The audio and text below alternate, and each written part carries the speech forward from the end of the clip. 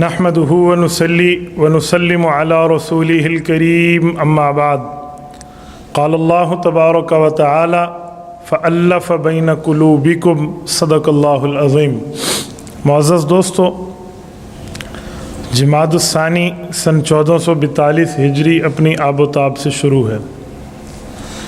جمادی الثانی کے پہلے عشرے کے اختتام پر سن 36 ہجری میں آج سے تقریباً 1450 سال پہلے صحابہ کرام کے درمیان کسی سازشی نے سازش کر کے ایک جنگ کرائی جس کو جنگ جمل کہتے ہیں۔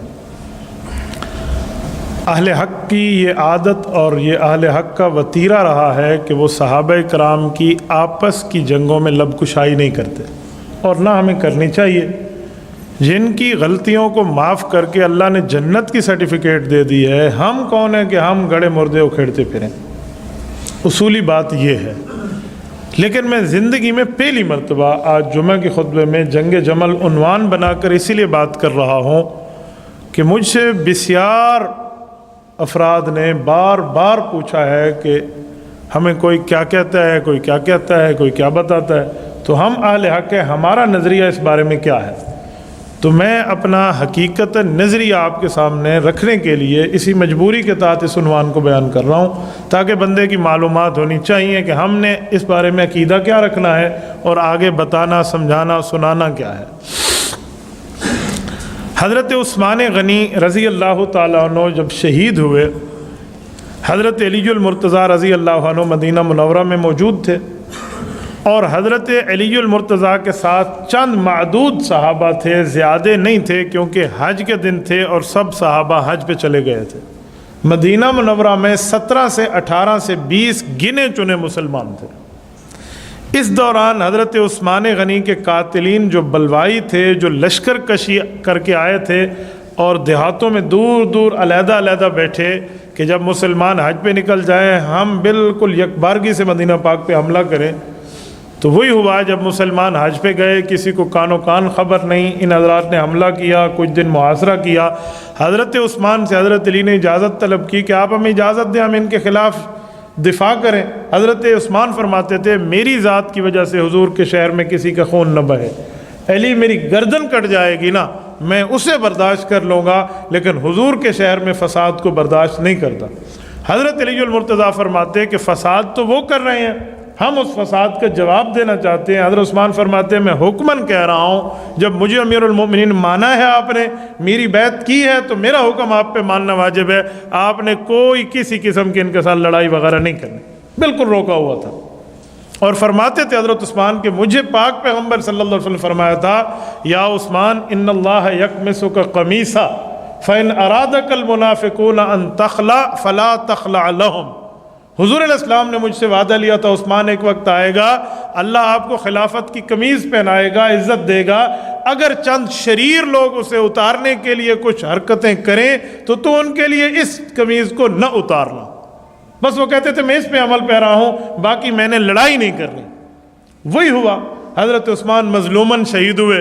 حضرت علی المرتضیٰ سمیت سب حضرات کے گویا ہاتھ باندھ رکھے تھے، حضرت عثمان نے کہا آپ نہیں لڑنا، تو وہ اطاعت امیر میں کچھ نہ کر سکے، وہ اپنا کام دھندا کر کے اور وہاں سے دفع ہو گئے، چلے گئے۔ کچھ لوگ ایسے تھے جو مجمع تو زیادہ تھا، ان میں کچھ لوگ قاتل تھے۔ اب اصل کون ہے اصل کون نہیں ہے، یہ ایک معاملہ چلتا رہا۔ حضرت عثمان غنی کے بعد صحابہ کرام نے اتفاقی طور پہ امت مسلمہ کا قائد، لیڈر، سربراہ اور رئیس سیدنا علی المرتضیٰ کو منتخب فرما لی، اور حضرت علی المرتضیٰ حق والے بھی تھے، صاحب حق بھی تھے، ان کا چوتھا نمبر بھی تھا، انہی کے ہاتھ پر بیعت ہو گئی اور مسلمانوں نے انہیں امیر المؤمنین تسلیم کر لیا مدینہ منورہ میں۔ حضرت علی المرتضیٰ رضی اللہ تعالی عنہ نے خلافت پر پاؤں ابھی مضبوط رکھنے کے لیے جب بیٹھے ہیں تو عالم یہ ہے کہ مدینہ میں چند مسلمان ہیں، جو باقی لوگ ہیں انہیں اطلاع یہ تو گئی ہے کہ مدینہ میں حضرت عثمان ظلماً شہید ہیں، لیکن انہیں یہ نہیں پتا کہ حضرت عثمان کا دفاع نہ کرنے پر حضرت عثمان کا حکم ہے کہ آپ نے لڑنا نہیں ہے۔ دور والوں کے پاس جب معاملات گئے تو وہ حیران ہوئے، سب نے مدینہ منورہ مراسلہ بھیجا، رابطہ کیا کہ جب علی المرتضیٰ جس شخصیت رضی اللہ عنہ وہاں موجود ہیں، آپ نے قاتلین عثمان سے بدلہ کیوں نہیں لیا؟ آپ کا کردار کیا ہے؟ یہ انگلیاں اٹھنے لگی۔ ان میں سب سے پہلے اہل شام میں حضرت امیر معاویہ رضی اللہ تعالیٰ عنہ کے بارے سے یہ باتیں آنے لگیں کہ جب امیر المؤمنین ظلماً شہید ہوئے ہیں تو جو لوگ وہاں موجود تھے ان نے دفاع کیوں نہیں کیا؟ اچھا دفاع نہ کر سکے تو بعد میں بدلہ کیوں نہیں لیا؟ یہ سوالات اٹھے۔ کیوں؟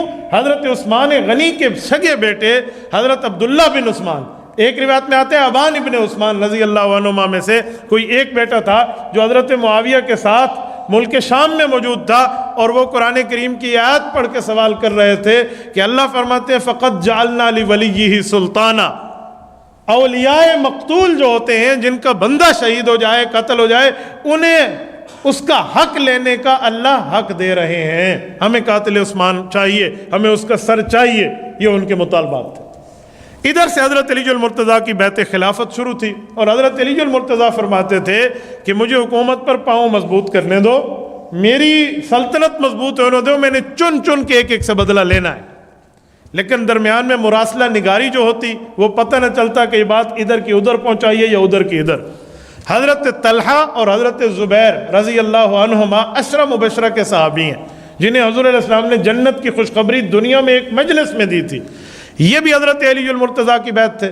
تو ان حضرات تک پیغام آیا حضرت اماں عائشہ رضی اللہ عنہا کا مکہ المکرمہ سے کہ بھائی مظلوماً شہید ہو گیا عثمان مدینہ طیبہ میں سفر کر کے آئی ہوں حج پر، کیا معاملہ ہے؟ رسول اللہ کی حرم ہے، مؤمنین کی ماں ہے، قابل احترام ہے، ان کی بات کا ایک وزن ہے۔ تو یہ دو حضرات حضرت علی المرتضیٰ سے عمرے کی اجازت لے کر مکہ مکرمہ آ گئے۔ جب مکہ مکرمہ آئے تو اماں عائشہ رضی اللہ عنہا سے عرض کیا کہ اماں جان بات یہ نہیں ہے، ہم چند لوگ تھے، یہ ہمارے ساتھ معاملہ ہوا۔ حضرت علی المرتضیٰ نے کیا کیا؟ اماں نے پوچھا تو ان نے بتایا کہ حضرت علی المرتضیٰ بدلہ لینا چاہتے ہیں لیکن ابھی حالات اس سازگار نہیں ہیں، ابھی انہیں طاقت چاہیے، انہیں تھوڑا سا مضبوطی چاہیے۔ تو حضرت اماں جان نے مشورہ کیا کہ ہمیں چاہیے ہم حضرت علی کا تعاون کریں۔ تو ان حضرات کی رائے بنی، یہ مکہ المکرمہ سے بصرہ گئے، واپس اماں جان حج پہ نہیں آئیں بلکہ بصرہ گئی ہیں، حج سے واپس کر کے مدینہ نہیں آئیں، بصرہ گئیں۔ یہ دو صحابہ بھی ساتھ گئے، مکہ المکرمہ صحابہ کا لشکر گیا کہ عراق کے مسلمان ان کو ساتھ ملا کر مدینہ منورہ میں کمک مہیا کی جائے اور وہاں پر حضرت علی المرتضیٰ کا تعاون کیا جائے تاکہ وہ قاتلین سے بدلہ لے سکیں۔ ادھر سے حضرت علی المرتضیٰ کو بتایا گیا کہ تم سے لڑنے کے لیے یہ طلحہ اور زبیر گئے ہیں، اماں جان عائشہ کو ملا کر یہ عراق پہنچ گئے ہیں اور آپ سے جنگ کرنا چاہ رہے ہیں۔ یہ مراسلت غلط ہے، ان میں انہی کارندوں کا ہاتھ ہے جن نے حضرت عثمان غنی کو شہید کیا ہے۔ حضرت علی المرتضیٰ رضی اللہ تعالی نے صحابہ کرام سے ایک مشورہ کیا کہ دیکھو سلطنت کا دارالخلافہ ہمیں تبدیل کرنا چاہیے۔ کیوں؟ حضور پاک کا شہر ہے، علی آپ کیسا فیصلہ فرما رہے ہیں؟ حضرت علی کی دلیل میں بڑا وزن ہے۔ فرمایا دیکھو حضرت عثمان غنی کا اپنا اجتہاد، فیصلہ، رائے اور مزاج تھا کہ میرا ذاتی بدلہ آپ نہ لیں، لیکن مدینہ منورہ میں ان لوگوں نے کیا سے کیا نہیں کیا، مسجد نبوی کے نظام کو دھرم بھرم کیا، حضور کی شہر کی حرمت کو پامال کیا، یہاں کے محاصرہ کیا، جس جگہ امن، خاموشی، احترام ہے اس جگہ انہوں نے شور و غوغا ڈالا۔ ہمیں چاہیے ہم مدینہ منورہ کے احترام کی خاطر سلطنت کا دارالخلافہ تبدیل کر لیں تاکہ آئندہ کبھی کوئی احتجاج کا معاملہ ہو، کوئی لڑائی کا مسئلہ ہو، کوئی سوالات کا مسئلہ ہو تو وقت کے حکمران سے گفتگو کرنے کے لوگ مدینہ کی حرمت کو پامال نہ کر سکیں۔ بات میں بڑا وزن ہے۔ سب نے کہا جی بالکل ٹھیک ہے۔ حضرت علی المرتضیٰ نے فیصلہ فرمایا اور کوفہ دارالخلافہ بنایا۔ کوفہ وہ شہر ہے جو حضرت عمر فاروق نے اس شہر کو بسایا تھا اور یہ بالکل عرب و عجم کے سنگم پر واقع ہے۔ کوفہ میں جو غلطی ہے نا وہ قاتلین حسین کی ہے، ان بےایمانوں نے غداری کی تھی، ورنہ چند بےایمانوں کی وجہ سے، چند چوروں کی وجہ سے کوئی شہر بدنام نہیں ہوتا۔ یہ عمر فاروق نے اس شہر کو بسایا ہے اور علی المرتضیٰ نے اسے دارالخلافہ بنایا ہے رضی اللہ عنہ۔ تو حضرت علی یہاں آئے، یہ حضرات بصرہ میں تھے، دونوں عراق کے شہر میں، عراق کے ملک میں پہنچ گئے۔ اب آپس میں مراسلہ نگاری ہوئی کہ آپ لوگ لڑنے آئے ہیں، کیا معاملہ ہے؟ کوئی جاتا، کوئی کیا کہتا، کوئی کیا۔ حضرت علی المرتضیٰ نے قعقاع بن عمر رضی اللہ عنہ صحابی رسول ان کو بھیجا، کامیاب سفارت خار بن کے یہ گئے۔ یہ اماں جان عائشہ کے پاس گئے کہ وجہ کیا ہے؟ آپ نے حج کے بعد مدینہ منورہ آنا تھا، آپ رسول اللہ کی حرم ہیں، آپ حضور کی عزت ہیں، آپ ہماری ماں اور قابل احترام ہیں، آپ ادھر کیوں آئی ہیں؟ اور دو وہ بندے آپ اپنے ساتھ لائی ہیں جو حضرت علی کی بیعت شدہ ہے، حضرت طلحہ اور حضرت زبیر۔ آپ کے یہاں آنے کا مطلب لڑائی ہے؟ آپ کے یہاں آنے کا مطلب جنگ ہے یا آپ کے آنے کا مطلب اصلاح ہے؟ حضرت اماں جان نے فرمایا انا للہ و انا الیہ راجعون۔ کس نے کام لڑنے آئے؟ کس نے کام علی المرتضیٰ کے خلاف لشکر کشی کرنے آئے؟ ہمارا مطلب تو اصلاح بین الناس ہے۔ ہم تو طاقت کے بلبوتے پہ یہاں آئے ہیں تاکہ مسلمانوں کی قوت کو مجتمع کر کے جو مدینہ طیبہ میں وقت کے امیر المؤمنین 44 لاکھ مربع میل کا حکمران حضرت عثمان کی ظلمن شہادت ہے، اس کا بدلہ لیا جا سکے۔ ہمارے آنے کا مطلب یہ ہے۔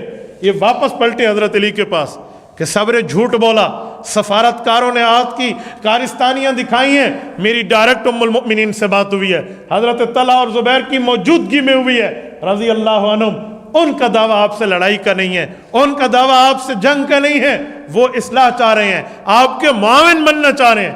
حضرت علی المرتضیٰ نے فرمایا بہت اچھا، آپ کی بات ہوئی جو ہوئی۔ حضرت علی المرتضیٰ نے کھڑے ہو کے اپنے مجمع میں اعلان کیا کہ لوگوں میں کل وہاں جا رہا ہوں اور ہم دونوں ایک ہو رہے ہیں۔ یاد رکھنا جو حضرت عثمان کے قتل میں لشکر میں کوئی بندہ شریک تھا، چاہے وہ قاتل ہے یا نہیں ہے، ان کے تائید کرنے والا تھا، وہ ہمارے ساتھ نہ آئے۔ یہ حضرت علی المرتضیٰ کا اعلان سننا تھا کہ جو بے ایمان لشکر میں گھسے ہوئے تھے، اپنے بن کے تھے غیر، انہوں نے آپس مشورہ کیا کہ دال نہ گلی، دال نہ گلی، اب معاملہ خراب ہے، آپ کچھ کریں۔ آپ تاریخ ابن عساکر اٹھائیں، تاریخ طبری اٹھائیں، اور فتنہ ابن سبا امام اہل سنت مولانا عبدالشکور لکھنوی رحمہ اللہ کی اٹھائیں۔ میں ان سب کا خلاصہ پیش کر رہا ہوں۔ جب حضرت علی المرتضیٰ وہاں گئے ہیں، 3 دن حضرت علی کا قیام تھا، وہاں ملاقاتیں ہوئی ہیں ام المؤمنین رضی اللہ عنہا سے، حضرت طلحہ اور حضرت زبیر سے گفتگو ہوئی ہے، جو دلوں میں قدورت آ گئی تھی لوگوں کی باتیں سن سن کے وہ ختم ہوئی ہے، بھائی چارے کا ماحول بنا ہے، ایک دستاویز تیار ہوئی ہے کہ ہم لوگ مل کے قاتلین عثمان سے بدلہ لیں گے، حضرت علی المرتضیٰ جب تک حکومت پہ پاؤں مضبوط نہیں کرتے ہم خاموش رہیں گے۔ یہ طے ہوا ہے، صبح لشکر نے کوچ کرنا ہے، یہ رات کا وقت ہے۔ جو حضرت علی المرتضیٰ کے لشکر میں چند بے ایمان گھسے ہوئے تھے قاتلین عثمان کے ساتھی، ان لوگوں نے اب دیکھا کہ 3 دن میں ماحول تو بھائی والا بدل گیا ہے، اب ایک دوسرے کے لشکر میں آنے جانے میں کوئی پابندی نہیں ہے، بندہ آ جا سکتا ہے، ادھر رہو یا ادھر رہو۔ انہوں نے چند بندے ادھر بھیجے ہیں، چند ادھر رہے ہیں۔ طے یہ ہوا ہے کہ جس وقت رات کا وقت چھا جائے گا، تہجد سے پہلے یا تہجد کا وقت ہوگا، اور اس وقت حضرت عائشہ کے لشکر سے کچھ لوگ جو ہمارے جائیں گے، انہوں نے تیر مار کے جنگ کا آغاز کرنا ہے حضرت علی کے لشکر پہ، اور جو ادھر والے ہوں گے انہوں نے جواب دینے کی کوشش کرنی ہے، تو اس میں پھر جنگ چھڑے گی، جو مقصد دشمن اسلام چاہتا ہے وہ حاصل ہو جائے گا۔ اور وہی ہوا۔ ادھر سے حضرت طلحہ، حضرت محمد ابن ابی طلحہ یہ ٹھہر کر نماز تہجد کے لیے نیت باندھ چکے ہیں، ادھر کے لشکر میں سیدنا علی المرتضیٰ، امام حسن، امام حسین، حضرت محمد بن حنفیہ رضی اللہ عنہم، یہ حضرات ٹھہر چکے ہیں۔ ادھر کا تیر حضرت طلحہ کو لگتا ہے، کہاں سے آیا؟ سامنے سے۔ کیا ہوا؟ مجمع میں ایک شور و غل پڑا ہے، وہ ایک تو نہیں وہ تو کئی تیر آئے تھے۔ اوہو، اب لوگوں نے کیا کہا؟ دیکھو علی المرتضیٰ نے غداری کی ہے، نعوذ باللہ، دیکھو اس نے ہمارے خلاف بدعہدی کی ہے، دھوکہ دے کر صلح کی تھی، دھوکے کی بنیاد پہ دستاویز تیار کی تھی، اب اس نے وہ معاہدہ اور صلح بندی توڑ دی ہے نا۔ اور جب ادھر تیر گئے ہیں تو حضرت علی المرتضیٰ کو یہی لوگ کہنے والے تھے، دیکھا حضرت، انہی سے آپ ہمیں صلح کے لیے لائے، انہی کے پاس آپ ہمیں لائے، اب ہمیں دفاع میں لڑنا پڑے گا، اور لڑائی شروع ہے۔ یہ کم از کم کوئی 1 ساعت، کوئی 3.5-4 گھنٹے کی لڑائی ہے۔ اس لڑائی میں اکثریت صحابہ کرام کی، تابعین عظام کی شہید ہوئی، جن میں حضرت طلحہ شامل ہے، بعد میں حضرت زبیر شامل ہے، حضرت طلحہ کے بیٹے حضرت محمد بن طلحہ شامل، بڑے بڑے اجلہ صحابہ۔ جب حضرت عائشہ صدیقہ رضی اللہ عنہ نے معاملہ دیکھا کہ کنٹرول نہیں ہے، تو اماں جان عائشہ نے ایک صحابی رسول کو قرآن کریم کا نسخہ دیا، کہا یہ اٹھا کر ان لوگوں کو واسطہ دو کہ اللہ کے قرآن ماننے والے، یہ تم نے کیا کر لیا؟ قرآن کہتے ہیں ان العہد کان مسئولا، کہ جو وعدہ کرو گے اس پر پابند رہو گے، اللہ کے ہاں پوچھو گی، یہ آپ نے وعدہ کیوں توڑا؟ کیونکہ اماں جان کے علم میں تو نہیں ہے نا کہ معاملہ کیا ہے۔ ادھر سے حضرت علی المرتضیٰ کاکا کے بن عمر رضی اللہ عنہ سے کہہ رہے ہیں، آپ ہی گئے تھے نا معاہدہ کرنے، آپ ہی نے کہا تھا، اب کیا ہوا؟ ایک بار جنگ رکی ہے، یہ آمنے سامنے ہوئے ہیں حضرات، آپ نے کیوں معاہدہ توڑا؟ آپ نے کیوں تیر پھینکے؟ آپ نے پھینکے۔ معاملہ جب کھلا پھر پتہ چلا یہ بے ایمانوں نے لڑایا۔ یہ ہے جنگ جمل۔ جمل اونٹ کو کہتے ہیں، اونٹ پہ اماں جان عائشہ سوار تھی رضی اللہ عنہ۔ اس جنگ کو جنگ کہا گیا۔ اس کو لڑائی کہتے ہیں؟ اس کی بنیاد پہ صحابہ کرام کے خلاف تبرے کا بازار گرم کیا جائے اور کہا جائے نعوذ باللہ نبی پاک کے صحابہ ایک دوسرے کے خون کے پیاسے تھے؟ یہ تمام تواریخ میں مشترک ہے کہ اس بنیاد پہ لڑائی ہوئی ہے. اسے میں کہتا ہوں کافروں کی چال تھی جو باعث قتال تھی، یہ معاملہ نہیں تھا. اچھا، جب معاملہ یہ کھلا ہے،